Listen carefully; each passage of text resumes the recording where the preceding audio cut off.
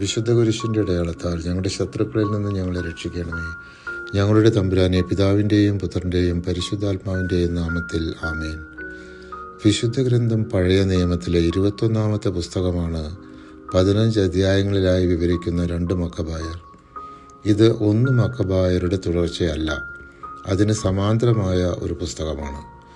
കിരേനക്കാരനായ Jason എഴുതിയ 5 പുസ്തകങ്ങളുടെ സംഗ്രഹ രൂപമാണ് 2 മക്കബായർ എന്ന് ഗ്രന്ഥകാരൻ ഈ പുസ്തകത്തിൻ്റെ 2-ാം അധ്യായത്തിൽ 23-ാം തിരുവചനത്തിൽ വിവരിക്കുന്നു.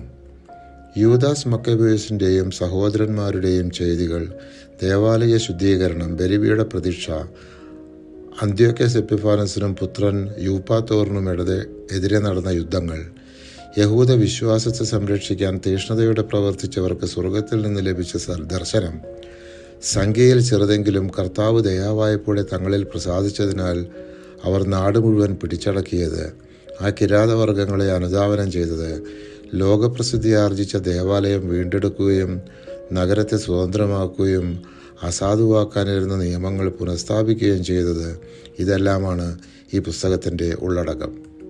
1 മക്കബായർ ഹീബ്രു ഭാഷയിലാണ് എഴുതിയത്, എന്നാൽ 2 മക്കബായർ എഴുതിയത് ഗ്രീക്ക് ഭാഷയിലായിരുന്നു. ഈ പുസ്തകത്തിൽ നിയമത്തോട് വിശ്വസത പുലർത്തിക്കൊണ്ട് വീരചരമം അടയേണ്ടി വന്ന രക്തസാക്ഷികളുടെ ചരിത്രമുണ്ട്. മർദ്ദനകാലത്തെ വിശ്വാസത്തിൽ ഉറച്ചു നിൽക്കുന്നതിനുള്ള ഉത്തേജനം നൽകുകയാണ് ഗ്രന്ഥത്തിൻ്റെ ലക്ഷ്യം. വീരചരമം അടഞ്ഞവർ നിത്യമായി ജീവിക്കും എന്ന് ഈ ഗ്രന്ഥം ഉറപ്പിച്ച് പ്രസ്താവിക്കുന്നു. മരണാനന്തര ജീവിതത്തെക്കുറിച്ചുള്ള വിശ്വാസം ഈ പുസ്തകത്തിൽ പ്രകടമായി കാണാം. മരിച്ചവർക്ക് വേണ്ടി പ്രാർത്ഥിക്കുകയും പാപപരിഹാര ബലി അർപ്പിക്കുകയും ചെയ്യുന്ന പതിവുണ്ടായിരുന്നതായി സൂചനകൾ കാണുന്നു.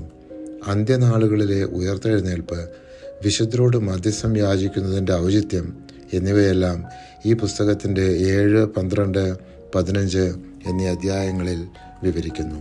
പരിശുദ്ധാത്മാവെ, തിരുവചനത്തിൻ്റെ അനന്തശക്തിയാൽ ആത്മാവിൻ്റെ ബലങ്ങളും ദാനങ്ങളും നൽകി തീഷ്ണതയാൽ ഞങ്ങൾ ജ്വലിപ്പിക്കണമേ. ആമേൻ.